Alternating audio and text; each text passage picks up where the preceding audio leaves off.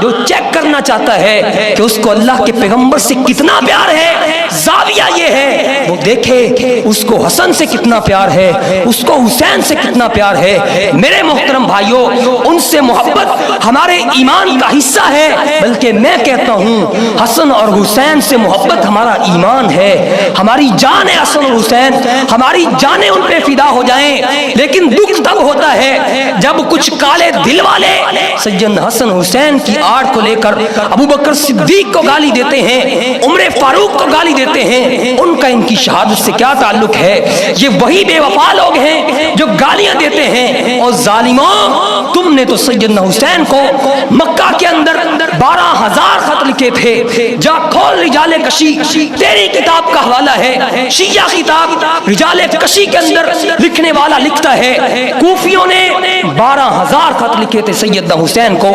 آ جاؤ کوفہ کے اندر، آ جاؤ، کوفی تمہارا استقبال کر رہے ہیں، ہم آپ کو اپنا امام ماننے کے لیے تیار ہیں۔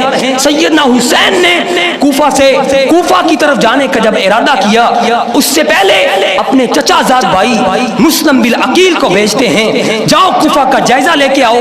کوفہ والوں نے بڑے خط لکھے ہیں، بڑی محبتوں کا دعویٰ کیا ہے، جائزہ تو لے کے آؤ، یہ کہیں بے وفا تو نہیں؟ ان لوگوں نے حسن کے ساتھ بھی بے وفائی کی تھی، ان لوگوں نے میرے بابا علی کے ساتھ بھی بے وفائی کی تھی، جاؤ جائزہ لے کے آؤ۔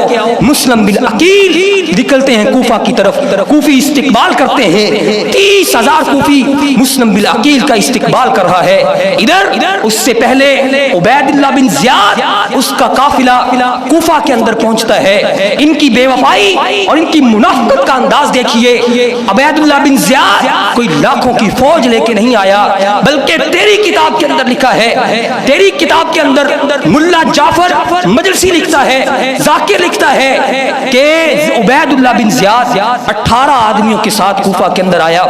عرب لوگ جب سفر کرتے ہیں تو اپنا چہرہ ڈھانپ کے سفر کرتے ہیں، ان لوگوں نے سمجھا مسلم بالعقیل آ گیا ہے، سیدنا حسین آگے ہیں، یہ دوڑ لگا کے جاتے ہیں۔ جب اپنے چہرے سے نقاب اٹھاتا ہے، یہ دیکھتے ہیں یہ یزید کی فوج کا گورنر عبید اللہ بن زیاد ہے، ان کے چہرے نیچے ہوتے ہیں۔ وہ کہتا ہے مجھے پتا چلا ہے تم نے حسین کے ہاتھ پہ بیعت کرنے کا ارادہ کر لیا ہے، میں دیکھتا ہوں کون حسین کے ہاتھ پہ بیعت کرتا ہے۔ ان کی منافقت کا انداز یہ تھا، 18 آدمیوں کے سامنے 30,000 لوگ بے بس ہو گئے، انہوں نے اپنے ہتھیار ڈال دیے، اس کی بیعت کو اس کے ہاتھ پہ انہوں نے بیعت کر لی۔ مدینہ والوں کو کیوں قصوروار؟